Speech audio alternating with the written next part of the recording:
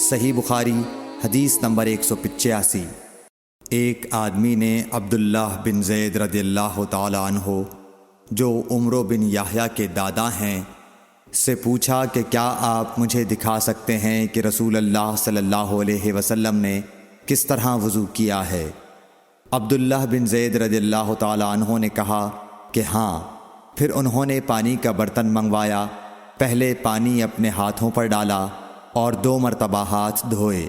پھر 3 مرتبہ کلی کی، 3 بار ناک صاف کی، پھر 3 دفعہ اپنا چہرہ دھویا، پھر کہنیوں تک اپنے دونوں ہاتھ 2 مرتبہ دھوئے، پھر اپنے دونوں ہاتھوں سے اپنے سر کا مسح کیا، اس طور پر اپنے ہاتھ پہلے آگے لائے پھر پیچھے لے گئے،